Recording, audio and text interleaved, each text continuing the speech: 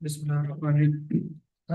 आज का जो हमारा वेबिनार है उसका जैसा कि टॉपिक मैंने आपको बताया था, अ, वो है हम स्मार्ट मनी को कैसे ट्रेस कर सकते हैं। वॉल्यूम हमें उसमें क्या मदद करता है और वॉल्यूम बुनियादी तौर पर है क्या, और हम वॉल्यूम की मदद से अपनी ट्रेडिंग को बेहतर कैसे कर सकते हैं।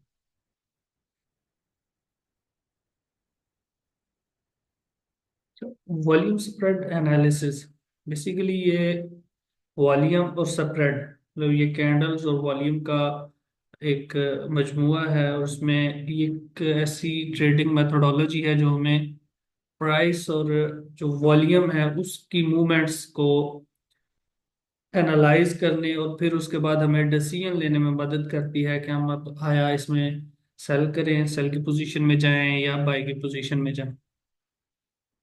तमाम तर फाइनेंशियल मार्केट्स जिनमें हम स्टॉक भी कंसिडर करते हैं, इंडिसेस भी होती हैं और फॉरेक्स भी है। अब चूंकि फाइनेंशियल मार्केट में क्रिप्टो की मार्केट है तो वो भी, तो इन सब के लिए ये सेम मेथडोलॉजी है। मैं बीएसए के लिए एक लफ्ज़ इस्तेमाल करता हूँ कि ये मेथडोलॉजी है, ये स्ट्रेटेजी नहीं है।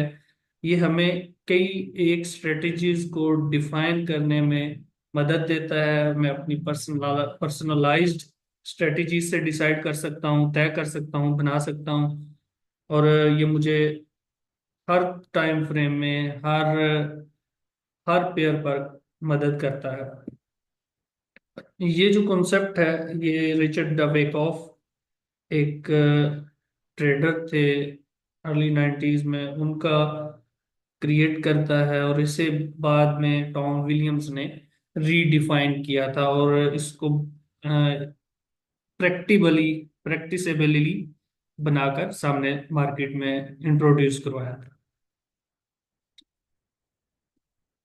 और ये बात हमें एज अ ट्रेडर समझने की बहुत ज्यादा जरूरत है कि मार्केट कभी भी रैंडमली मूव नहीं करती। अगर आपको कोई ये कहे ना कि मार्केट में सिर्फ जुआ है ये मार्केट, तो ये गलत बात है, क्योंकि मार्केट रैंडमली मूव नहीं कर रही। ठीक है, रैंडमली मूव नहीं कर रही तो फिर कोई ना कोई तो कुव्वत है जो इसको मूव करा रही है, कोई ना कोई कुव्वत तो ऐसी है जो इसको चला रही है। अब वो कुव्वत इंसान है और वो कुव्वत स्मार्ट मनी है।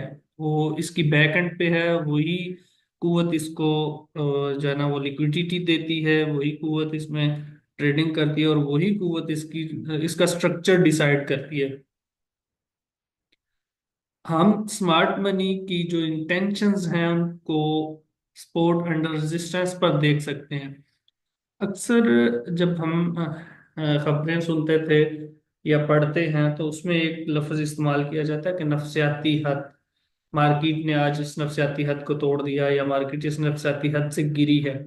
तो जो नफसियाती हद है वो भी एक वहां पर भी हमें स्मार्ट मनी की इंटेंशंस नजर आती हैं। और स्मार्ट मनी के जो फुटप्रिंट्स हैं वो हमें वॉल्यूम और प्राइसेस में मिलते हैं, और उन्हीं फुटप्रिंट्स को देखकर हम ये तवक्को करते हैं कि स्मार्ट मनी अब क्या कर रही है, हम स्मार्ट मनी के साथ कैसे डील करेंगे, या अब हम जो हमारी ट्रेड है वो किस सिमत में जाएगी और कैसे जाएगी। तो बेसिकली अगर अब मैं इनको इसको रैंडम इसको करूं समराइज, तो मैं ये कहूंगा कि मार्केट में जो स्मार्ट मनी है वो इसको मूव करवाती है, और उसकी इंटेंशंस को अगर हमने देखना हो तो वो हमें सपोर्ट एंड रेजिस्टेंस पर मिलेंगी, या जिन्हें नफसियाती हद कहा जाता है वहां पर मिलेंगी। और उन्हीं नफसियाती हदूद को देखकर हम भी डिसीजन करते हैं कि अब हमें मार्केट में क्या करना है। यानी कि हम स्मार्ट मनी के फुटप्रिंट्स को फॉलो करते हुए ट्रेड करते हैं। मैं स्मार्ट मनी का जब लफ्ज इस्तेमाल करता हूँ तो इसका मतलब क्या होता है कि इस मार्केट में ये स्मार्ट मनी भी वो नहीं है कि कुछ मजमूआ है डॉलर्स का या इस तरह का कोई मजमूआ नहीं है, बल्कि ये इंस्टीट्यूशंस हैं। वो इंस्टीट्यूशंस जिनके बारे में हम कहते हैं कि ये स्टेट बैंक्स हो सकते हैं, ये कन्वेंशनल बैंक्स हो सकते हैं बड़े, मतलब अगर मैं पाकिस्तान की एग्जांपल दूं आपको, तो यहाँ पे स्टेट बैंक है, ये भी एक इंस्टीट्यूशनल लार्ज इंस्टीट्यूशन है। और उसके बाद हेज फंड मैनेजर्स होते हैं, हेड हेज फंड्स होते हैं, म्यूचुअल फंड्स होते हैं, पेंशन फंड्स होते हैं, ये इंस्टीट्यूशंस हैं। और फिर कुछ इंडिविजुअल ट्रेडर्स होते हैं, वो इस तरह इतने बड़े मिकदार में, जैसे कि आपको याद होगा, कुछ अर्सा कबल, बल्कि अभी रिसेंटली जो बीटीसी अप मूव कर रहा है, तो उसके पीछे कहा जाता है कि एलन मस्क है। और एलन मस्क की कामयाबी की वजह है, और एलन मस्क अगर सेलिंग या परचेजिंग करेगा तो वो कॉइन कोई भी अप एंड डाउन होता है। तो ट्रेडिंग सिंडिकेट्स होता है इस तरह के, अगर मैं, जैसे कि मैं और आप बैठे हुए हैं लाइव, तो हम इंडिविजुअली तो उस लेवल पर ट्रेडर नहीं है। इंडिविजुअली तो हम उतना फंड नहीं रखते, लेकिन अब जब हम 10 या 15 लोग इकट्ठे हो जाते हैं, हम कोई रेगुलेटेड इदारा भी नहीं है, लेकिन हम इकट्ठे हैं, हम डिसाइड कर लेते हैं कि हमने ये ट्रेड करनी है, और हमारे पास मुश्तरका तौर पर एक इतना फंड बन जाता है कि वो ट्रेडिंग को सिमत को तब्दील कर सकता है, या उसमें कुछ हलचल पैदा कर सकता है। तो ये ट्रेडिंग सिंडिकेट्स होते हैं। ठीक है। तो ये ओवरऑल स्मार्ट मनी है, यानी कि हम इसको कह सकते हैं कि इंडिविजुअल्स भी हैं, हम रिटेलर्स हैं जिसके लिए लफ्ज इस्तेमाल किया जाता है। लेकिन यहाँ पर मार्केट में कुछ ऐसे अफराद बड़े बड़े भी होते हैं जो अकेले भी चाहें तो मार्केट को डिस्टर्ब कर सकते हैं, अकेले चाहें तो एक सीमा तय कर सकते हैं। उसके बाद फिर कुछ ग्रुप हो सकते हैं ट्रेडर्स का, फिर उसके बाद इदारे आते हैं, और फिर उसके बाद म्यूचुअल फंड और पेंशन फंड्स टाइप जो इदारे हैं वो होते हैं। जब अगर हम इसको डिजाइन देखें कि वॉल्यूम, स्प्रेड और एनालिसिस, हमने ये 3 चीजें हैं। अच्छा, बाज़ दफ़ा मैं ये कहता हूँ कि वॉल्यूम स्प्रेड जो है ना, वो हमें कई किस्म के सवालों का जवाब दे रहा होता है। मार्केट में क्या होगा, कब होगा और क्यों होगा, ये सारे सवाल हमें वॉल्यूम स्प्रेड एनालिसिस दे देता है।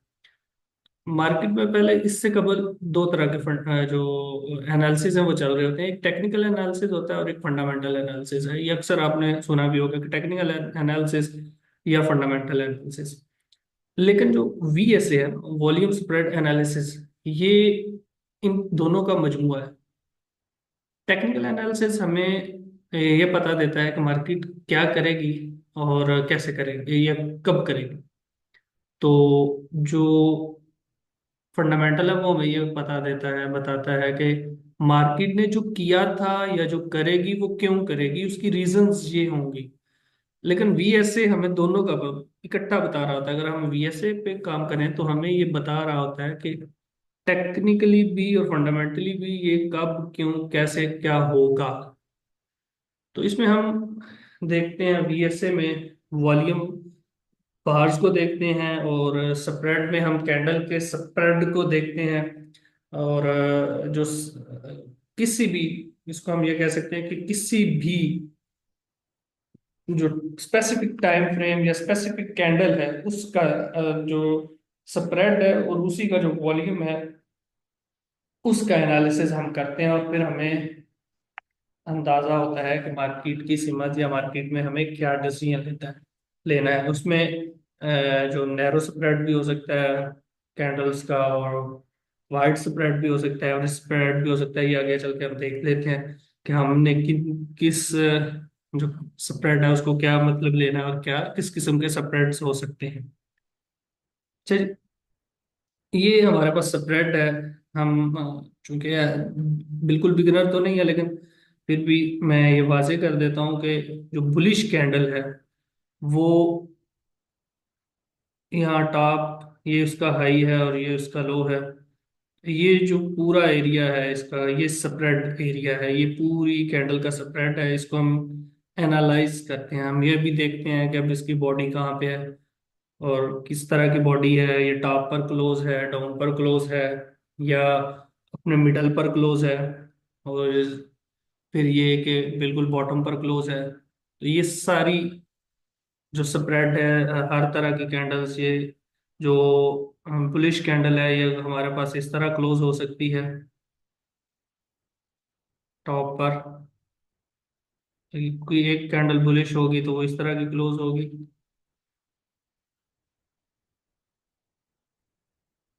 ये बुलिश कैंडल इस तरह भी हो सकती है, ये हमारे लिए वाइट स्प्रेड और फुल कैंडल है। और उसके बाद हमारे लिए हमें इस कैंडल में अलग पैगाम है हमारे लिए। इस कैंडल में एज अ बीएसए ट्रेडर मेरे लिए अलग पैगाम है। और ये जो कैंडल है, इस कैंडल का मेरे लिए अलग पैगाम है।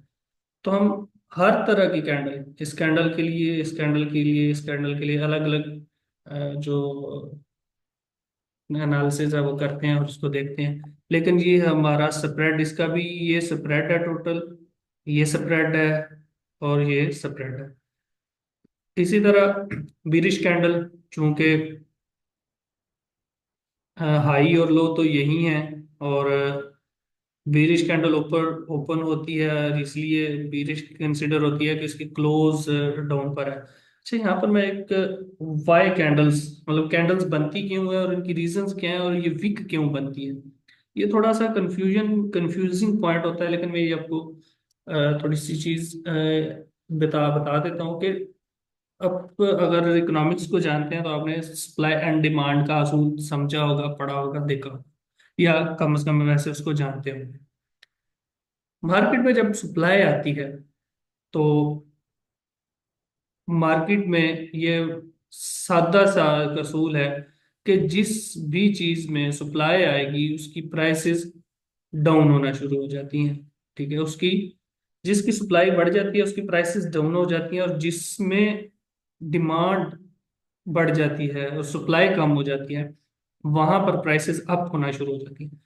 अब होता यह है कि अगर फर्ज करें ये एक घंटे की कैंडल है, तो यहाँ पर अगर मार्केट में प्राइस नीचे डाउन पर है और यहाँ पर सप्लाई कम हो गई है या डिमांड इंक्रीज हो गई है, डिमांड बहुत ज्यादा हो गई है, प्राइसेस बुलिश होना शुरू हो जाएंगी और यहाँ तक चली जाएंगी। अब ये डिमांड यहाँ पर अगर कम हो जाएगी और सप्लाई ज्यादा हो जाएगी, तो जैसे जैसे प्राइसेस बढ़ रही हैं तो जाहिर सी बात है देखेंगे लोग कि यार अब मुझे मुनाफा हो रहा है तो मुझे सेल कर देना चाहिए, जो भी चीज मौजूद है मेरे पास मैं उसे उसे सेल करके मुनाफा कमा लूं। तो जैसे जैसे कीमत बढ़ती जाएगी तो लोग सेल करना शुरू कर देंगे। तो जैसे जैसे जैसे सेलर्स बढ़ते जाएंगे, इस इट मींस के सप्लाई तो बढ़ रही है, अब यहाँ पर डिमांड कम होना शुरू हो जाएगी, क्योंकि लोग महंगा तो नहीं खरीदना चाहते। और खासकर जब इन्वेस्टर, मैं यहाँ पर लोगों से बुरा दिन इन्वेस्टर लेता हूँ, तो खासकर इन्वेस्टर तो महंगा नहीं खरीदेगा, वो तो सस्ता खरीदना चाहेगा। तो यहाँ पर डिमांड कम होना शुरू हो जाएगी, और टॉप पर जैसे जैसे प्राइस बढ़नी शुरू हो जाएगी डिमांड कम होना शुरू हो जाएगी, जैसे डिमांड कम होगी तो प्राइसेस फिर डाउन आना शुरू हो जाएगी। यही एक टोटल फिनोमेना है जिस पर ये मार्केट वर्क करती है। मैं इसको ये कहता हूँ कि सप्लाई एंड डिमांड की मार्केट है, सप्लाई इंक्रीज होगी तो प्राइसेस इंक्रीज हो जाएंगी। और यहाँ पर जो बॉडी है अगर उसके ऊपर वीक नहीं है तो इट मीन्स ये कि जितनी डिमांड थी उतनी ही सप्लाई मौजूद थी, एब्जॉर्ब हो गई है। यहाँ पर अगर डिमांड बढ़ रही थी तो यहाँ सप्लाई भी बढ़ गई। ये जो वीक है ये रिप्रेजेंट करती है, अगर टॉप पर वीक है तो ये रिप्रेजेंट करती है कि यहाँ पर सप्लाई बढ़ गई है। तो यहाँ पर भी सप्लाई बढ़ गई है और डिमांड बिल्कुल, जितनी ज्यादा डिमांड बढ़कर ऊपर गई थी वहीं पर सप्लाई टॉप पर बहुत ज्यादा आई, और जो डिमांड है वो बिल्कुल नीचे कम हो गई या सप्लाई बहुत ज्यादा हो गई। तो ये एक जो चीज़ है ये समझने योग्य होती है कि हमें ये कैंडल बनती क्यों और ये कैंडल रिप्रेजेंट क्या कर रही होती है। अच्छा, अब इसमें जो मैं अगर यहाँ पर चूंकि मुख्तलिफ कैंडल्स मौजूद हैं, हम चार्ट भी देखेंगे, चार्ट भी देखते हैं, तो ये हमारे लिए जो कैंडल है ये बहुत बड़े स्प्रेड की, large spread, wide spread candle है। ये हमारे लिए अलग पैगाम देती है। जैसे कि अभी आपने आपको मैंने बताया कुछ कैंडल्स ऐसी होती हैं जो टॉप पर क्लोज हैं और उनके ऊपर वीक नहीं होती। ये छोटी वीक है लेकिन ये बड़ी वीक के साथ कैंडल है। तो ये मुख्तलिफ कैंडल्स हैं और ये मुख्तलिफ, लेकिन स्प्रेड ये याद रखने की बात है कि टॉप हाई से लो तक का ये इस कैंडल का स्प्रेड है, इस कैंडल का स्प्रेड छोटा है और इसका बिल्कुल छोटा स्प्रेड है। ये हमारे लिए हर कैंडल एक अलग मानी रखती है। जब हम वीएसए को देख रहे हैं, जब हम वीएसए पे काम कर रहे होते हैं, तो हमारे लिए हर कैंडल की एक अलग जो मानी होता है, अलग इसका तनाजुर में देखते हैं हम उसको। वॉल्यूम कितने किस्म का होता है यहाँ पर? दो तीन चीजें हैं जिनको समझने की जरूरत है। कि एक तो पहली बात यह है कि वॉल्यूम हमारे पास जो इस वक्त चार्ट पर हो रहा होता है, खासकर फॉरेक्स की अगर बात करें, तो ये रियल वॉल्यूम नहीं होता। यहाँ पर एक कंफ्यूजन भी होती है और लोग ये समझते भी हैं, और अक्सर ट्रेडर भी ये बात करते हैं, या खासकर हमारे यहाँ सब कॉन्टिनेंट में ये बात की भी जाती है कि बीएस जो फॉरेक्स मार्केट है, ये चूंकि डिसेंट्रलाइज्ड मार्केट है, डिसेंट्रलाइज्ड मार्केट होने की वजह से इसमें एग्जैक्ट वॉल्यूम नहीं मालूम होता। और दूसरा, अक्सर क्वेश्चन ये किया जाता है कि इसमें हर जो ब्रोकर है उसका वॉल्यूम तो अलग होगा, तो कैसे हम इसको ट्रेड करते हैं, हमें रियल वॉल्यूम तक एक्सेस कैसे होगी? तो मैं ये कहता हूँ कि हमें यहाँ पर रियल वॉल्यूम दरकार नहीं है। जब हम वीएसए पे काम कर रहे हैं तो हमें रियल वॉल्यूम दरकार नहीं है। हमें ये नहीं गिनना कि किसने बाय किया है या किसने सेल किया है, या कितने ज्यादा तादाद में लोग सेलर्स हैं, कितनी ज्यादा तादाद में लोग बायर्स हैं, हमें ये गिनना नहीं है। हमें काउंट नहीं करना कि कितनी चीजें बिकी हैं या कितनी चीजें बेचने वाले लोग मौजूद थे या बिकी कितनी है। हमें ये देखना है कि ट्रांजैक्शंस कितनी हुई हैं, मतलब वो बाय की हैं या सेल की हैं, उससे हमें गरज नहीं है, वो हम खुद देख लेंगे।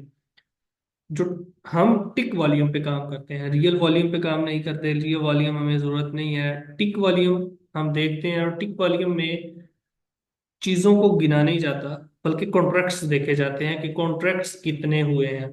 टोटल कॉन्ट्रैक्ट्स जो है वो सम ऑफ कॉन्ट्रैक्ट्स की देखा जाता है कि सम ऑफ कॉन्ट्रैक्ट्स कितना हुआ है। मतलब मैं अगर इसको सादा अल्फाज में बात करूं तो किसी भी मार्केट में बहुत ज्यादा रश था आज, मुझे ये देखना है। ठीक है, आज मैं बाजार गया तो बहुत ज्यादा रश था, मुझे इससे गरज है, रश है। अब ये सेलर्स का था, बायर्स का था, ये नहीं है। अब मैं उसके बाद फिर डिसीजन लूंगा कि मुझे कुछ सिम्टम्स हैं, कुछ कवायद जवाबत हैं जो मैंने तय करने हैं। उसके बाद फिर मैं कहूंगा कि हाँ, अब जो ये रश था ये किसका था। लेकिन अभी मुझे गर्ज सिर्फ इतनी है कि रश था या नहीं था। अगर रश था तो मैं भी रश में शामिल होऊंगा, या रश के बाद उसमें शामिल हूँ। जो रियल वॉल्यूम है ये हमें स्टॉक्स में बहुत ज़्यादा इजीली मिल सकता है, और हम उस पर बहुत ज़्यादा आसानी से काम भी कर सकते हैं, वहाँ पर ये बहुत ज़्यादा इफेक्टिव भी होता है। लेकिन जब हम कमोडिटीज़, खासकर गोल्ड, ऑयल, क्रूड ऑयल, इन पर काम कर रहे होते हैं, या जो फॉरेक्स पेयर्स हैं उन पर काम कर रहे होते हैं, तो यहाँ पर हमें इसकी ज़रूरत नहीं होती रियल वॉल्यूम की।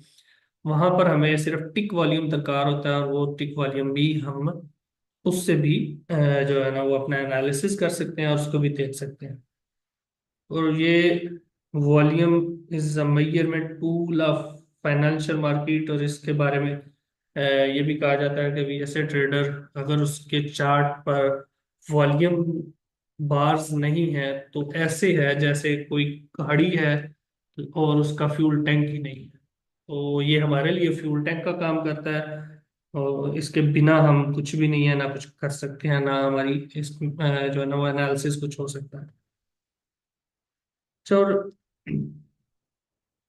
एक बहुत जो अहम चीज़ है वो ये भी है कि हम ये सारी चीज़ें भी सीख लें, ट्रेडिंग स्ट्रेटजी वगैरह वगैरह सब कुछ कर लें, तो फिर भी लोग मार खा जाते हैं। फिर भी लोग कहते हैं कि मुझे वो स्ट्रेटेजी भी बहुत आती है, वो स्ट्रेटेजी भी बहुत आती है।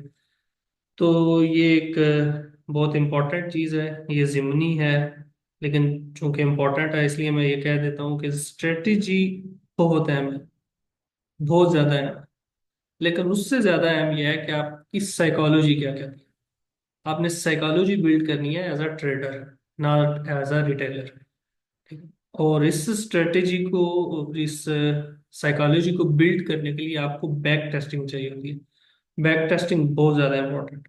ये आपको इत्मीनान देती है कि जो कुछ आपने सीखा है, जो कुछ आपने किया है, जो कुछ पढ़ा है, वो किस हद तक एप्लीकेबल है, किस हद तक वो आपको मुनाफा बख्श बना सकता है। जब आप इस पर काम करेंगे तो ये आपके इस 20%, ये 20% का काम है, लेकिन आपके इस 80% को इतना मजबूत कर देगा कि आपका ये 20% भी दुरुस्त हो जाएगा। तो इसलिए बैक टेस्टिंग आप करेंगे, और इसको इस पर जितनी ज़्यादा बैक टेस्टिंग होती है वो उतना ज़्यादा आपका रिजल्ट अच्छा होता है, और फिर आपकी साइकोलॉजी भी उसी हद तक उस अंदाज में ही बेहतर होती है।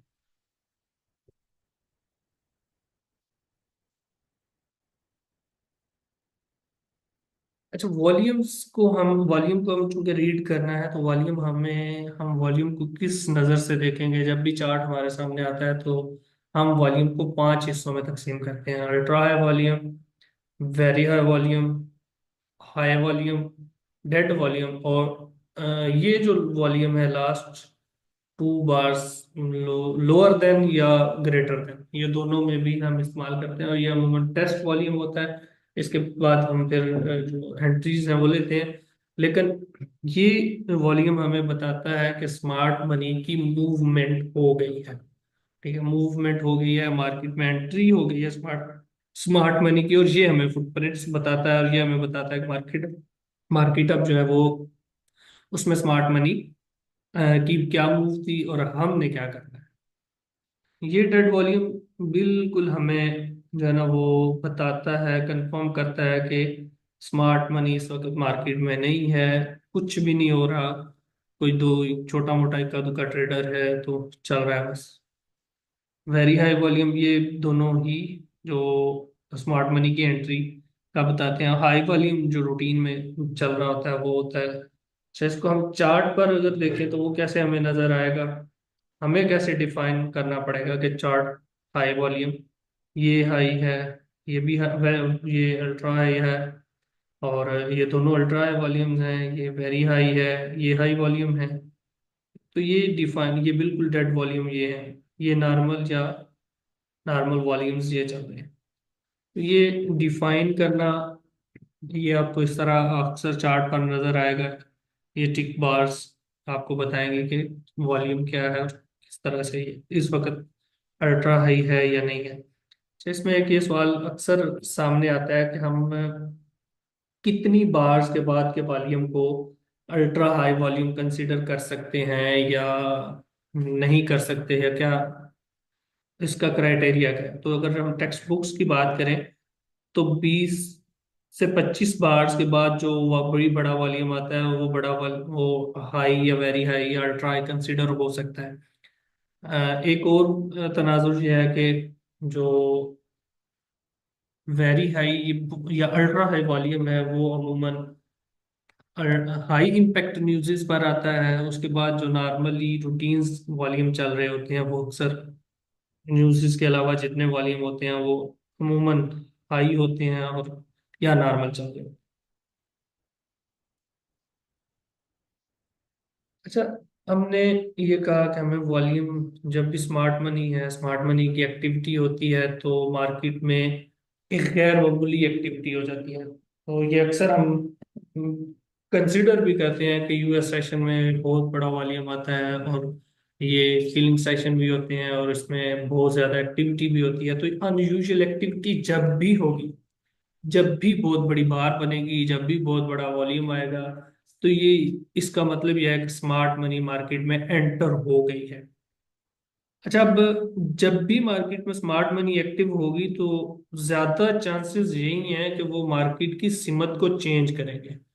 वही चेंज करते हैं, हम में इतनी जरूरत, इतनी ताकत नहीं है या औकात नहीं है कि हम उसको चेंज कर सकें।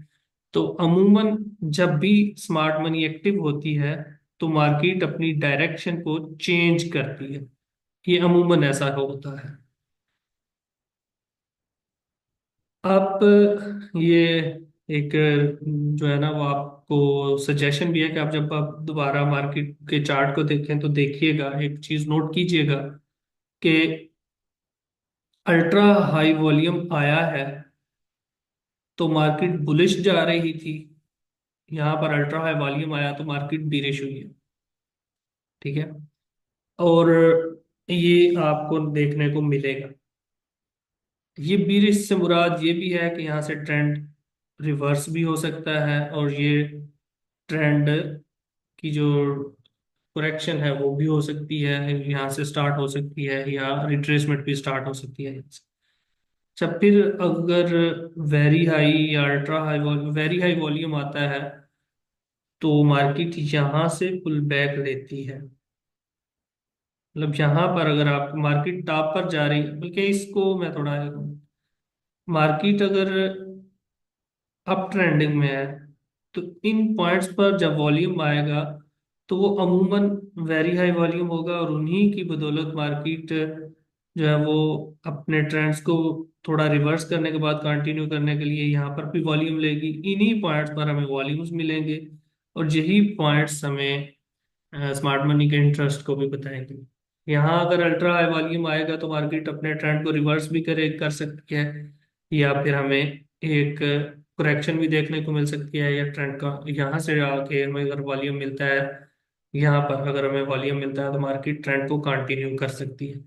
और बाज दफा मार्केट यहाँ से अपने ट्रेंड को कंटिन्यू करके आ चुकी होती है, इस जगह पे फंसी होती है, तो यहाँ पर भी अगर इसने ट्रेंड को कंटिन्यू करना हो तो भी एक बड़ा वॉल्यूम ही हमें इस ट्रेंड की कंटिन्यूशन को जो है ना सीमत को तय करता है, और सीमत, इस सीमत में मार्केट को लेके जाता है।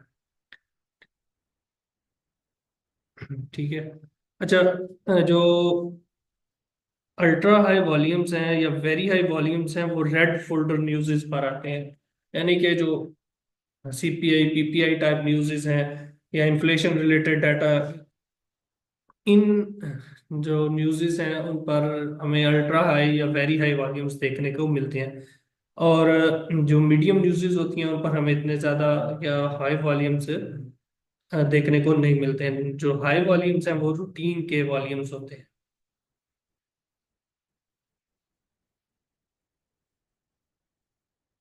अच्छा, हमें स्मार्ट मनी का जो इंटरेस्ट है वो किन किन पॉइंट्स पर देखने को मिल सकता है? सबसे पहले ये हमें अल्ट्रा हाई वॉल्यूम बार्स या कैंडल्स की ट्रिगर लाइंस पर मिलेगा। जो उसके लिए हम एक खास लफ्ज वीएसए में इस्तेमाल करते हैं, क्लाइमेक्टिक एक्शन बार। क्लाइमेक्टिक एक्शन बार्स की पर या लोअर ट्रिगर लाइन पर हमें देखने को मिलेगी, इनकी इंटरेस्ट मिलेगा। ये हमें यहाँ पर कोई टेस्ट मिलेगा जिस पर जो हमें बाय या सेल का इंडिकेट करेगा, तो हम वहाँ पर बाय या सेल की एंट्री ले सकते हैं। एशियन हाई या लो पर हमें स्मार्ट मनी के जो फुटप्रिंट्स हैं या पॉइंट ऑफ इंटरेस्ट इंटरेस्ट मिल सकता है, नजर आ सकता है। सपोर्ट और रेजिस्टेंस पर भी हमें स्मार्ट मनी का इंटरेस्ट देखने को मिलेगा, और वहीं वो भी एक बहुत बड़ा जो लिक्विडिटी पॉइंट है वो होता है वैलिड ओबीज एंड एफवीजीज, जो है उन पर भी हमें स्मार्ट मनी के इंटरेस्ट को हम ट्रेस कर सकते हैं।